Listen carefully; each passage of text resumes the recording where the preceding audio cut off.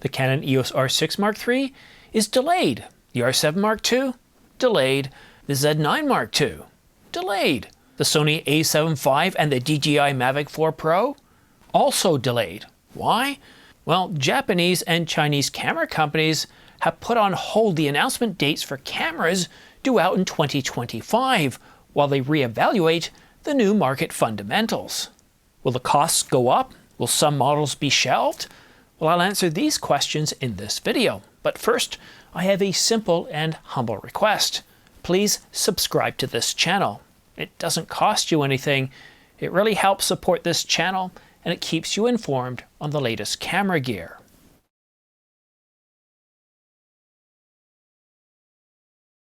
When the President of the United States announced a 24% tariff on Japanese products, it forced the major Japanese camera companies, Canon, Sony, Nikon, to reevaluate their planned announcements for 2025 until they could at least, well, reevaluate the new market fundamentals.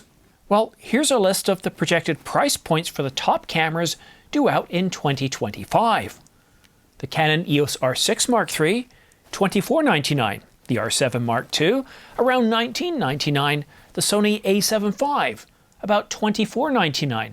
And the Nikon Z9 Mark II, $54.99. But with a 24% tariff, the Canon EOS R6 Mark III goes to $30.99. The R7 Mark II, $24.99. The Sony a7 IV, $30.99. And the Nikon Z9, $67.99. And the DJI Mavic 4 Pro with even higher tariffs, well, was projected to sell for $2,250 for the base model and $3,200 for the Fly More bundle. Well, the base model will now cost $29.99. And the Fly More bundle, well, it jumps all the way up to $42.99. That's a big increase. And that's a conservative estimate because we aren't taking into effect the retailer trying to protect their margins. But today, Friday, April the 4th, the tariffs haven't gone into effect, and they're not going to go into effect until, April the 9th? Although this weekend some tariffs are going into effect and some tariffs have already gone into effect, and I know it's rather complicated, but some of these larger tariffs, like the 24% for Japan and 34% for China, well, they haven't gone into effect yet.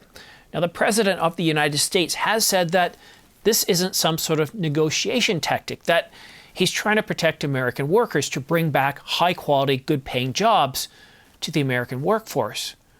But then, just a couple of hours ago, we were just hearing from the president. He is currently gaggling on Air Force One with reporters. So we are getting these headlines from the wires. But the first one that I want to read to you, Trump says that he is open to tariff negotiations if other countries offer something phenomenal. No details there on what exactly phenomenal means. Again, I'm not here to discuss politics. I hate politics.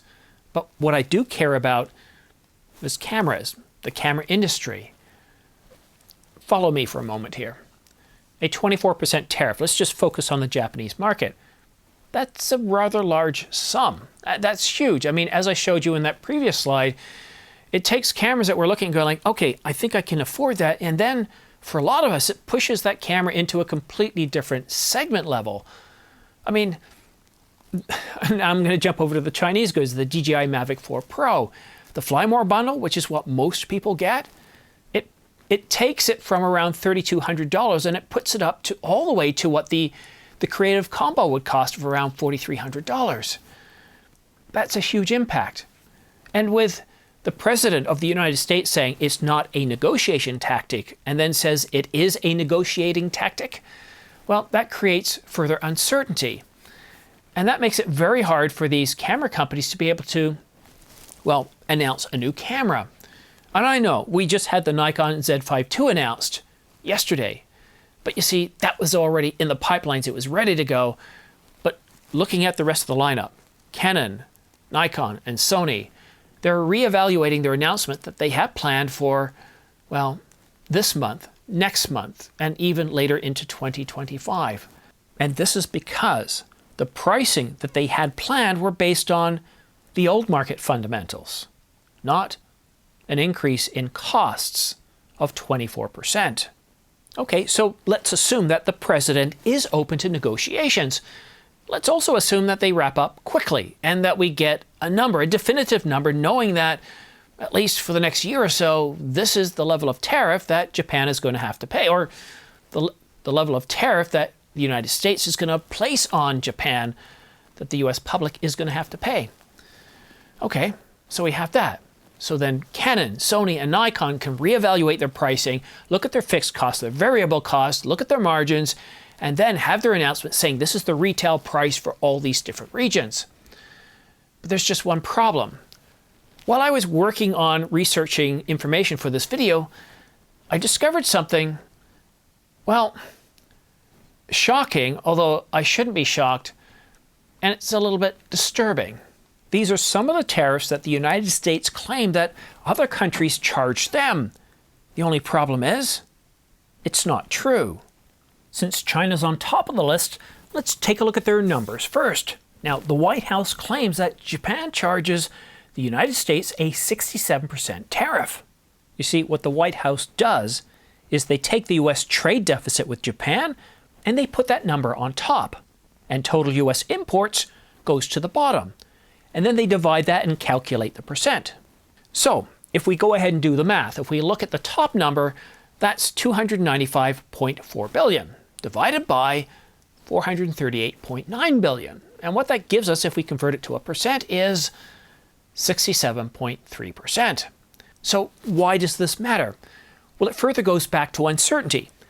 How can you go into a negotiation when you're being, well, accused of charging a tariff that, well, isn't a tariff? Because it's a tough thing to negotiate when the words don't make sense. When I watched this yesterday, when I watched the president's announcement, I thought, wow, no wonder they're upset. All these tariffs against American goods. I couldn't believe how high they were. So when the president said, okay, we're only going to do 50% of what they're charging. And I'm not saying, again, I'm not going to get into the politics here. I'm not saying that the US's view on trade deficits is correct or not correct. I'm going back to that same point of uncertainty. And that's a really big problem here.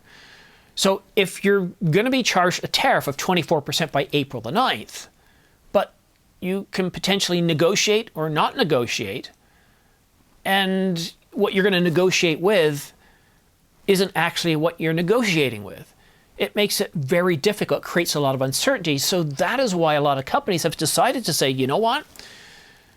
And we're talking about the Japanese market here, we're talking about the Chinese market when it comes to cameras and camera-related gear, is that they're saying, okay, until we know what's going on, a lot of our major product announcements, we're going to put them on hold for a bit because we need to figure out what they're going to cost us, what it's going to take to sell, and how that's going to be reflected throughout the different regions of the world. Because here's the other problem.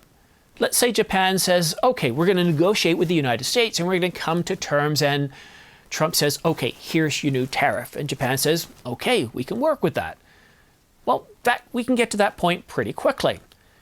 But if after doing that, Japan says, I'm sorry, that's too high, we can't accept that.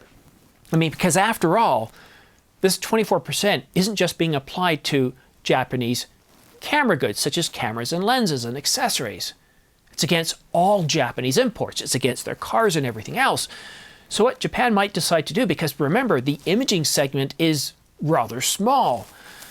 Japan might say, nope, okay, retaliatory tariff time. We're now going to throw tariff on your goods. You didn't like 67%, you accused us of 67%, oh, we're going to throw 67% on whatever it is. So now what you have is now the United States saying, okay, you know what? You retaliated against us. We're now going to bump up your rate. And you can see how this can potentially get out of control. But again, the big thing is that uncertainty. Markets don't like uncertainty. That's why the stock markets worldwide haven't performed so well. Well, at least Thursday is because of this uncertainty. And I'm really excited by 2025, by the announcements of cameras such as well, the Canon R6 Mark III to see if it can take back the crown from the Nikon Z6 Mark III. That looks to be very interesting. I'm also really excited to see Canon's new re-envisioning of the R7 to make it a more pro-level body. And will it actually have a near 40 megapixel sensor, a stacked sensor? That's going to be interesting. Then, of course, we've got the Nikon Z9 Mark II, which is coming in the third or fourth quarter of this year, sometime between September and November. As I promised you, that is happening. Well, at least it was happening. It's on hold. It's still far enough into the year that all the negotiations can take place. Then there's the Sony a7 IV, the DJI Mavic 4 Pro, which was scheduled for April the 24th, which is, well, 3 weeks away. But it most likely looks like that one's going to be perhaps May at the earliest. I'm a little bit frustrated. I'm a little bit confused, but I'm not worried for some reason. As I said to a friend of mine earlier today, this too shall pass. We've encountered many challenges in the past. Every decade has had a series of challenges. I mean, look at the 70s. We went from, being able to buy homes for under $10,000 and, the price of goods was really low to hyperinflation in the 70s and the oil crisis. And the 70s really, really shocked the world. And then, of course, we went into the 80s and we were dealing with very, very high interest rates in the beginning of the early 80s.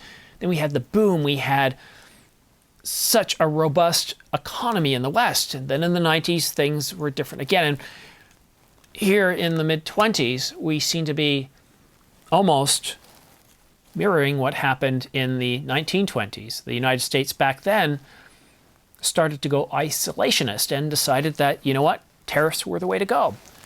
So maybe history is repeating itself. I don't know. I don't know how these tariffs are going to work. I don't know if they will work. I don't care. What I care about are cameras and the camera industry. I think it was since September the 11th, 2001. At that point there, I really stopped listening to the news because I found that I was getting depressed. I used to love following politics. I don't anymore. And as I get older and I see some of these problems, I'm not so sure how much longer I'm going to be around to where they're going to be an issue, but my family is. So what I focus on is my family, and I like my family. I focus on my work, and I focus on my hobbies, and my hobbies are very much camera gear. The reason why I don't have the 100 to 500 here right now is because, well, after work, I was out shooting with it. It was warm. It was near 60 degrees here, and it was just wonderful. And cameras excite me. So that's why I'm covering these tariffs, and I will only cover the tariffs as it relates to the camera industry. So I understand that some people have written some political stuff in the comments, and if it gets too political, I'll delete them because that's not what this channel's about. There's other channels where you can get to the politics. And I know most of you have been in the same view as me. We're here to talk cameras, not politics. So thank you for your patience. I got to say that April is certainly off to a bang. And the news we dropped the other day about the R7 Mark II? Oh, that was great. Great way to start the month. Really good information. Really excited about what I heard there.